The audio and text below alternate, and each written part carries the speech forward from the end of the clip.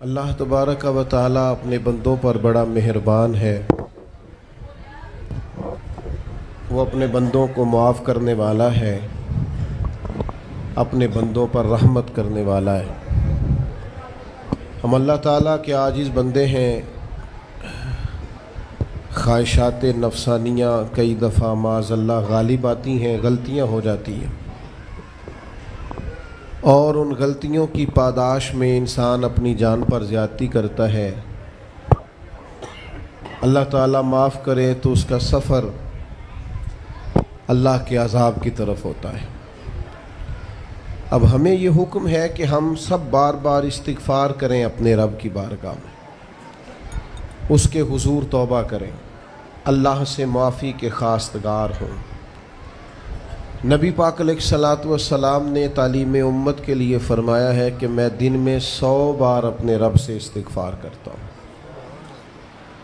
بار بار اس کی طرف رجوع کیا جائے، بار بار اپنے رب کے حضور معافی مانگی جائے، اور بار بار جائزہ لیا جائے اپنے اعمال کا۔ بار بار کوشش کی جائے کہ ہم اپنے آپ کو سنواریں، ہم اپنے آپ کو بدلیں، اپنے اندر تبدیلی لائیں، ہم ایسے اعمال کریں جس کی برکت سے اللہ تعالی ہمیں معاف فرمائے۔ اللہ جزائے بڑی مہربانی، جزاک بڑی مہربانی۔ کوشش کریں کہ ہم بار بار اپنا حساب کریں، محاسبہ کریں۔ ہمارے ہاں یہ ہوتا ہے کہ لوگ اپنی جسمانی صحت کا تو بڑا خیال رکھتے ہیں کہ میری طبیعت ٹھیک نہیں، ٹیسٹ کرا لوں، یہ چیز کھاؤں، یہ نہ کھاؤں، میں غور کروں کہ کس چیز سے میری طبیعت خراب ہوتی ہے، کس سے بہتر ہوتی ہے، اس کا بڑا لحاظ اور خیال کیا جاتا ہے۔ لیکن روحانی زندگی کس سے برباد ہوتی ہے، کون سے گناہ ہیں جو باطن کو اجاڑ دیتے ہیں، دل کو تباہ کر دیتے ہیں، اخلاق کا جنازہ نکال دیتے ہیں، اس پر ہم غور نہیں کرتے۔ اپنی ساری زندگی اپنا ظاہر سنوارنے میں گزار دیتے ہیں، اور دل جس پر رب کریم کی نظر کرم رہتی ہے اس پر ہم توجہ نہیں کرتے۔ سب سے پہلے تو اپنا محاسبہ کریں زندگی میں۔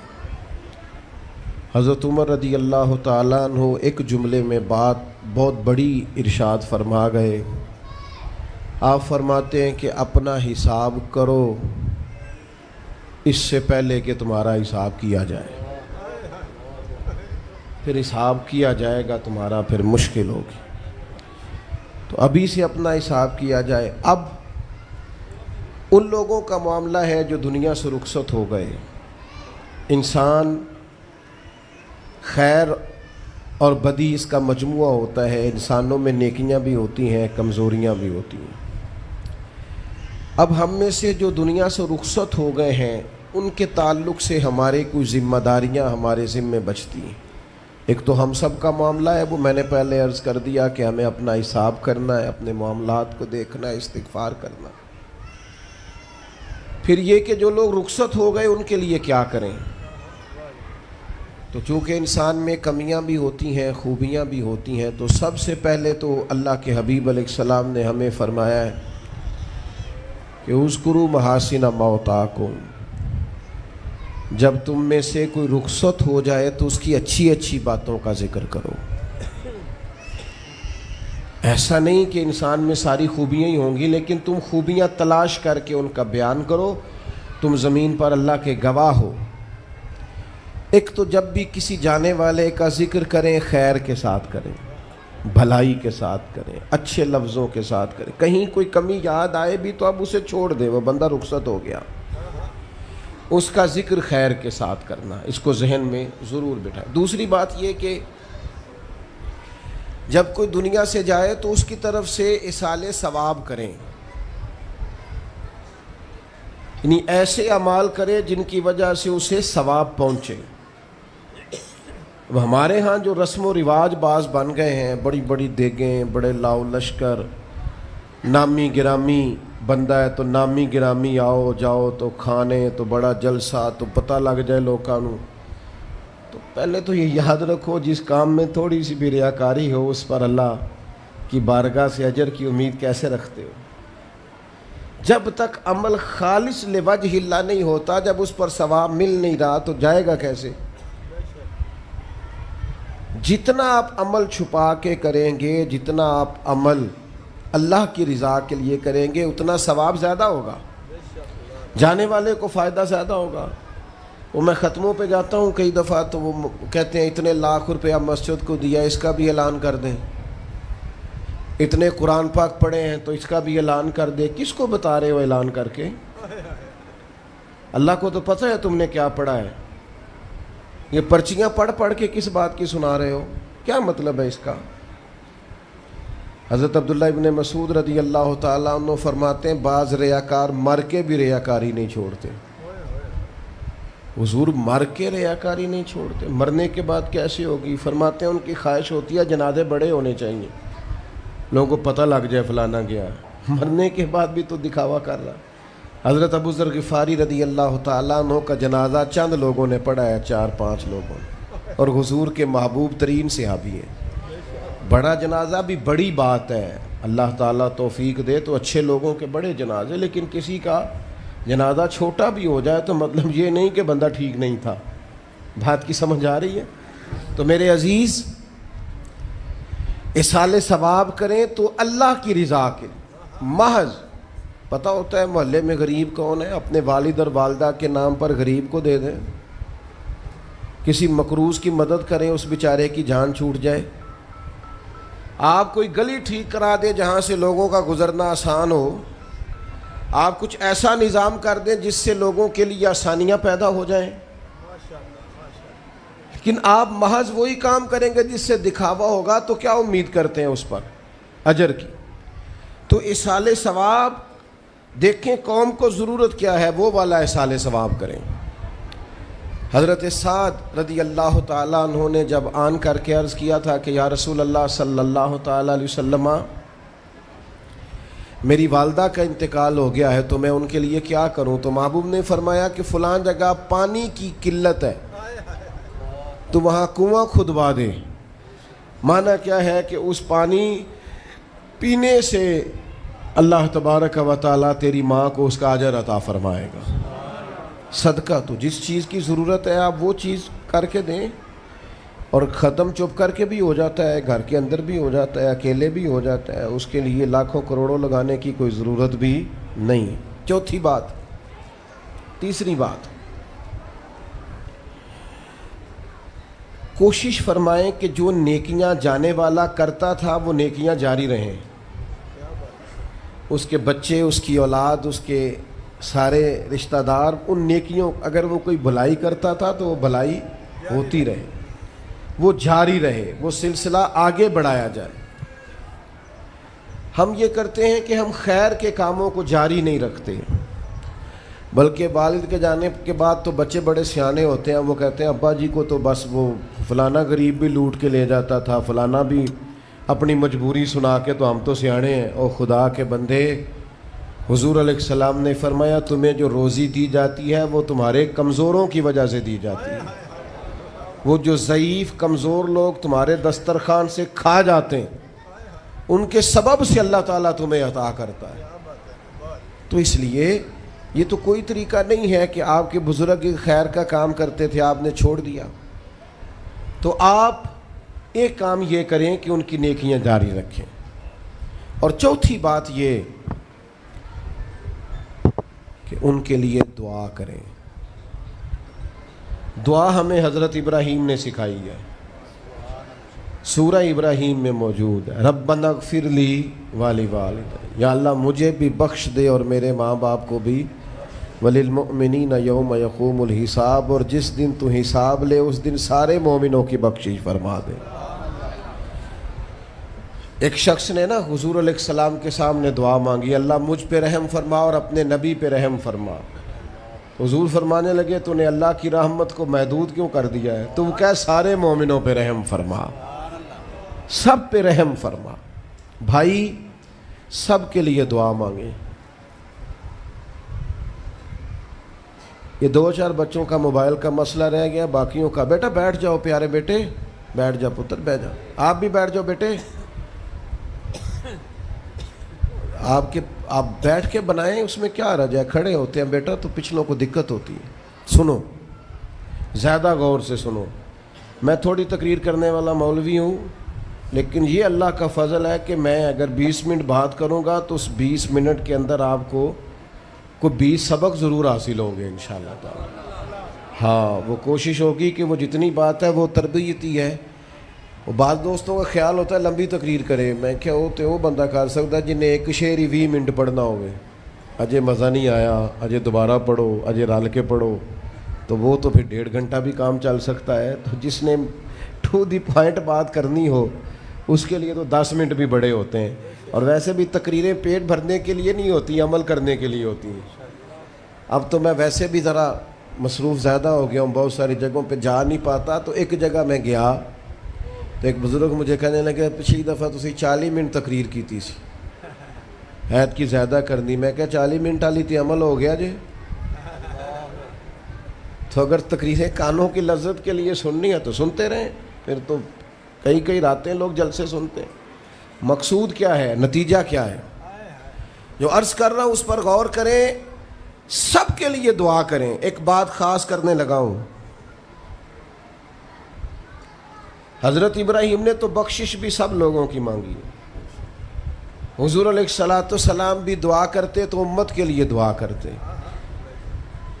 کبھی اپنے بھائی کے لیے بھی تو دعا کرو نا یار، اللہ تعالیٰ اسے بھی ذرا زیادہ روزی دے، بھتیجوں کے لیے بھی دعا کرو، بھانجوں کے لیے بھی کرو۔ توجہ ہے آپ کی میری بات؟ ادھر دیکھیں جی، غور کریں بات۔ ویسے دعا کرنی چاہیے کہ نہیں محلے داروں کے لیے کہ یا اللہ ادھر والا پڑوسی بھی امیر کر دے، تو ایس پاسے والا بھی ہنس دے ہو ہاں نہ نہیں کر دے، یہ دعا مانگنی چاہیے کہ یا اللہ میرے پڑوسیوں کو۔ نہیں آپ بول ہی نہیں رہے، تسا کتوں منگنی دعا؟ منگنی چاہیے نا، مانگتے ہیں ہم۔ ایسی ہوا چلی ہے کہ ہر شخص سوچتا ہے تمام شہر جلے بس ایک میرا گھر نہ جلے۔ او خدا کے بندے کبھی محدود نہ کر خدا کی رحمت، سب کے لیے مانگ اس سے، وہ بڑا کریم ہے۔ تو کیا یا اللہ سب کو دے اور سب کے صدقے ہمیں بھی دے۔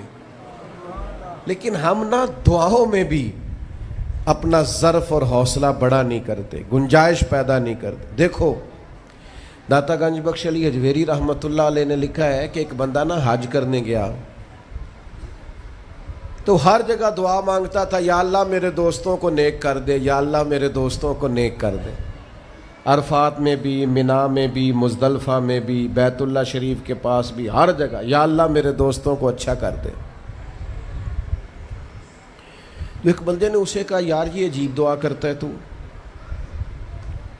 میرے دوستوں کو نیک کر دے، اپنے لیے بھی تو مانگنا۔ تو کہنے لگا اللہ کے بندے میں ہر وقت دوستوں کے بیچ رہتا ہوں، اگر وہ نیک ہو گئے تو میں بھی انشاءاللہ ہو جاؤں گا۔ ان کی صحبت میرے اوپر بھی اچھا اثر ڈالے گی، چونکہ رہتا جو ان کے بیچ ہوں۔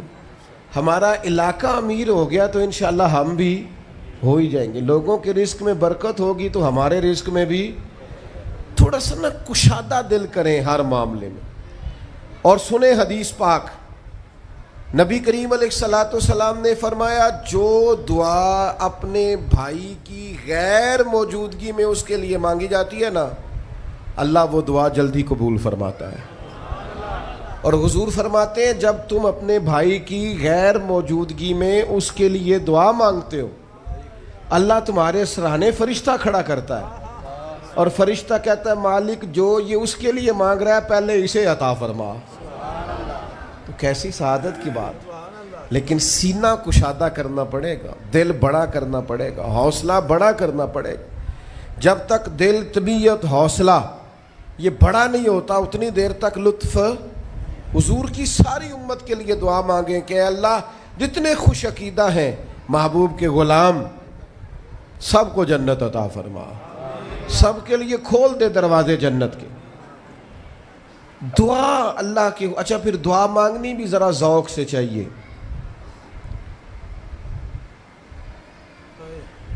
کسی بندے نال ذاتی کام ہوئے، ذاتی کوئی لوڑ پہ جائے وہ کیویں کرائی دا پلا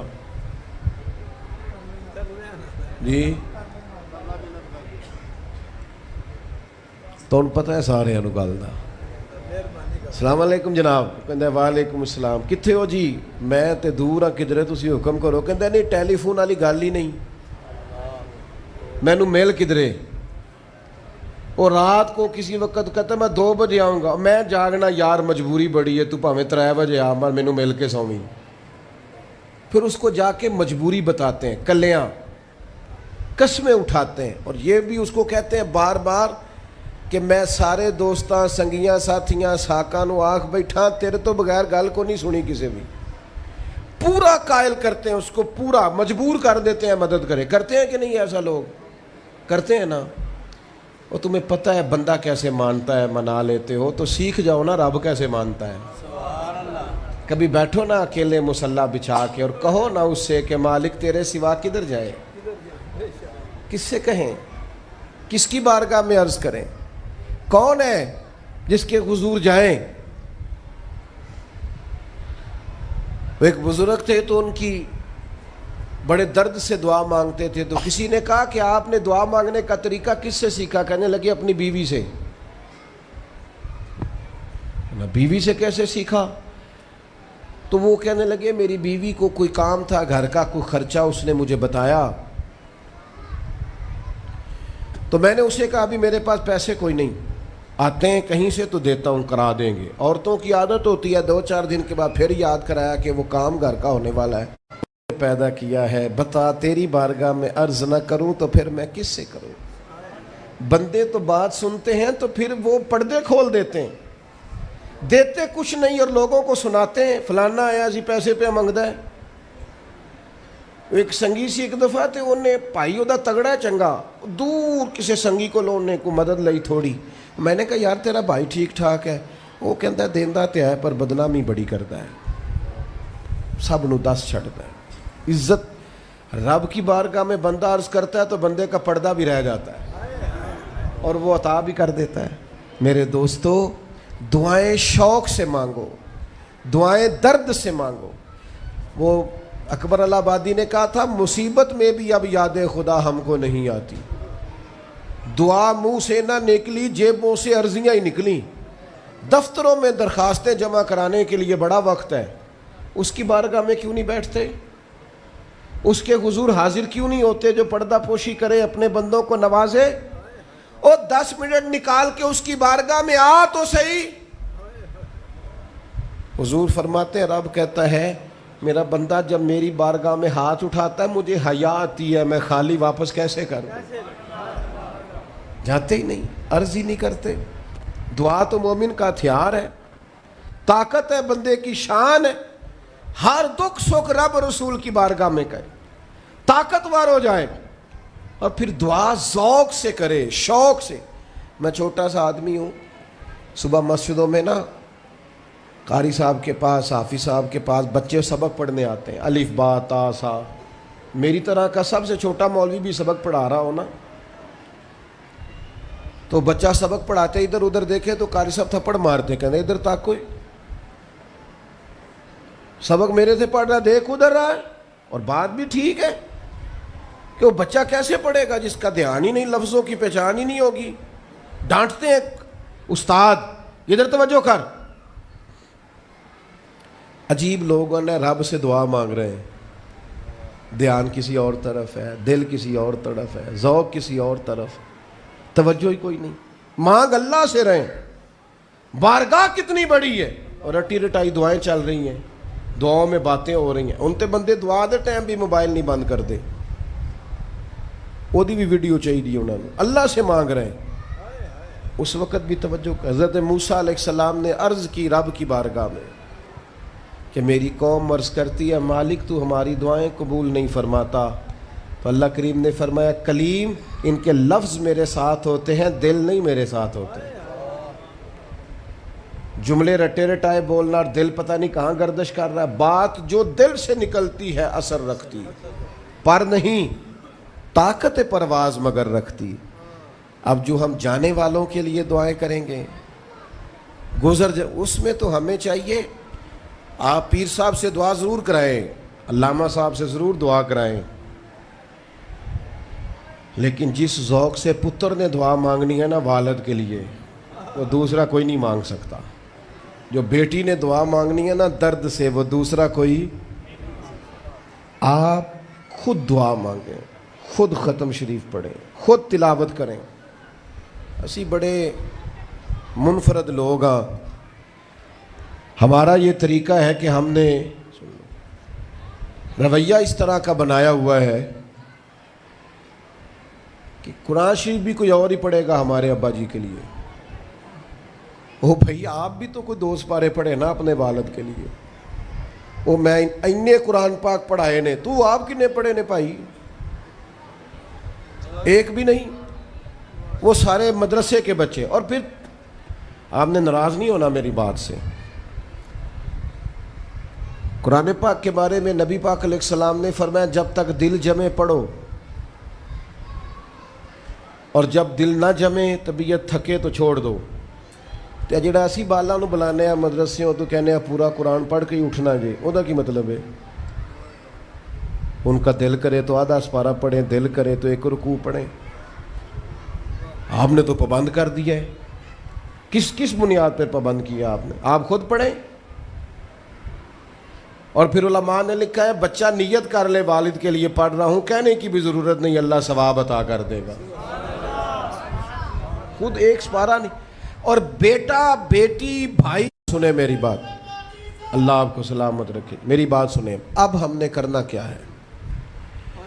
اب کرنا یہ ہے کہ ہم نے خوب دعا کرنی ہے. آج بھی جن کے ختم کے لیے ہم آئے ہیں نا، ہمارا دل پورا لگ جائے. اس طرح بندہ رب کو مناتا ہے نا، یہ ضروری نہیں کہ یہاں سے سپیکر سے یہ دعا ہوگی وہی دعا ہے. آپ اپنے دل میں 2 جملے کہہ دیں اس کے لیے کہ یا اللہ تو مہربان ہے. دیکھو لمبا نہیں یاد رکھتے لوگ، جو قبروں میں پڑے رہ گئے. آہستہ آہستہ بندے بھولنے لگتے ہیں. جب کسی کا انتقال ہوتا ہے لوگ روز قبرستان جاتے ہیں. پھر تھوڑے دنوں کے بعد یہ روٹین کیے. فرمایا قبر والا ماں، میرا باپ، میری اولاد میرے میرے میرے میرے لیے دعا کریں، میرے اپنے میرے لیے دعا کریں. وہ تو انتظار کر رہا. دوستو اپنے جانے والوں کا بہترین تحفہ ان کے لیے دعا کرو. میری والدہ میرے والد چلے گئے، کوئی مجھ سے پوچھے نا ان کے لیے کیسے دعا کرتے تو میں کہتا ہوں میری سانسیں بھی دعا کرتی، میری دھڑکنیں بھی دعا کرتی. ایک دن نہیں، ایک دن میں کئی دفعہ جب بھی خیال آتا ہے ان کے. قرآن مجید نے خود توجہ دلائی وَقُلْ رَبِّ ارْحَمْهُمَا كَمَا رَبَّيَانِي صَغِيرًا. اللہ کہتا ہے کہو اے اللہ ان دونوں پہ رحم فرما، جب میں چھوٹا تھا تو میری انہوں نے پرورش کی تھی. رب نے دعا سکھائی. بھائیو صرف مسلمان کا آج موبائل بھی آباد ہے، فوٹو بھی آباد ہے، اور دسترخوان بھی آباد ہے، اور ہوٹل بھی آباد ہے. جس چیز کو آباد نہیں کرتے وہ مسلح ہے. مسلح کمزور ہے، مسلح طاقتور ہونا چاہیے. وہ بندہ طاقتور ہے جسے اللہ سے جڑنا آتا ہے، دعائیں مانگنی آتی، التجائیں کرنی آتی. خوب دعائیں مانگیں، خوب اس کی بارگاہ میں حاضری دیں. آخری بات آپ سب کے لیے میری یہ ہے کہ ہم سب نے دنیا کو چھوڑ کے جانا ہے. ہم دنیا میں اچھے عمل کرنے آئے ہیں. جڑا بچہ اتوں پردیس گیا ہے نا، ابا جی نے پلاٹ ویچیا ہے تے اماں نے زیور ویچیا ہے، تو وہ باہر کام نہ کرے. تو جڑے اتوں کو بندہ جائے وہ کہندے یار تو کڈا بیوقوف ہے، تیری ماں پیو نے جڑے کام کر لیا تو وہ کردا ہی نہیں، پہلا پھرنا ہے. اور پھر میں نے سیانے لوگ دیکھے ہیں سعودی عرب میں 40 سال گزارتے ہیں پر وہاں گھر نہیں بناتے. دبئی میں، یورپ میں 40 سال گزارے، گھر نہیں کوئی. بلکہ جو کمبل خریدا تھا نا جاتے وقت، واپسی تک وہی کمبل ہے. کیوں؟ کہ وہ سمجھتے ہیں گھر تو پاکستان میں.